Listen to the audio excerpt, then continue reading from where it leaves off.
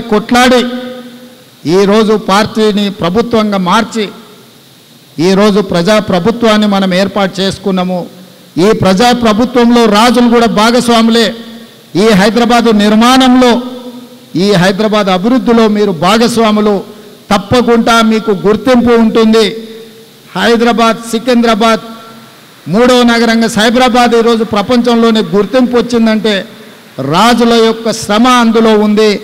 ఇప్పుడు 4th city, future city ఎయిర్పోర్ట్కు కూతవేటు దూరంలో నిర్మించాలనుకుంటున్నాం. రాజులందరికీ నేను స్వాగతం పలుకుతున్నా. ఈ రాష్ట్ర ప్రభుత్వం నిర్మించబోయే ఫ్యూచర్ సిటీ, భవిష్యత్ తరాల కోసం నిర్మించే ఫ్యూచర్ సిటీలో రండి, పెట్టుబడులు పెట్టండి, పరిశ్రమలు నెలకొల్పండి. అన్ని రకాలుగా మా ప్రభుత్వం ప్రోత్సహిస్తుంది. ఈ నగర నిర్మాణంలో, ఈ రాష్ట్ర అభివృద్ధిలో భాగస్వాములు కండి. తప్పకుండా అన్ని రకాల అవకాశాలని మా ప్రభుత్వం కల్పిస్తుంది. మాతో పాటు మీకు సమానమైన అవకాశాలు ఇచ్చే బాధ్యత మా ప్రభుత్వం తీసుకుంటుంది అని చెప్పి ఈ వేదిక మీద నుంచి పెద్దలందరికీ నేను విజ్ఞప్తి చేస్తున్నా. అదేవిధంగా చివరగా క్షత్రియ భవన్ గురించి మాట్లాడినరు. తప్పకుండా క్షత్రియ భవన్కు కావలసిన భూమిని, అవసరమైన అనుమతులను కావలసిన విధంగా అన్ని రకాలుగా తెలంగాణ రాష్ట్ర ప్రభుత్వం సహకరిస్తుంది. ఒక అద్భుతమైన నిర్మాణాన్ని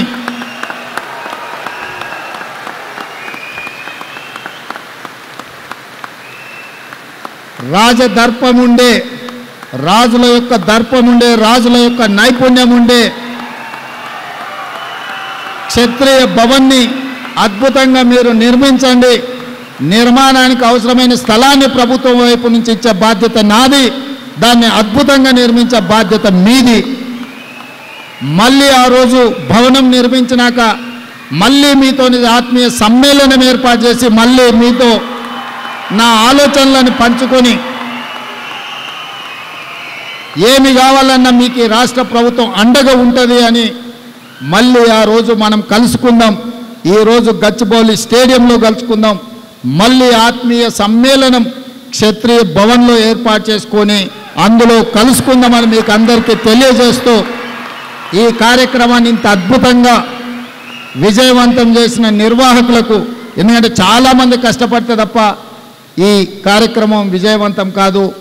అందులో చాలా వైబ్రెంట్గా ఉన్నది.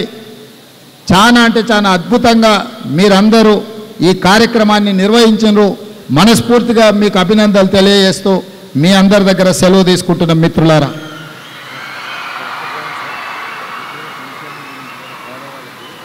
అదేవిధంగా ఇంకా మళ్ళీ కొన్ని విషయాలు, అందరూ రాజుల పేరులోనే రాజు ఉంది కానీ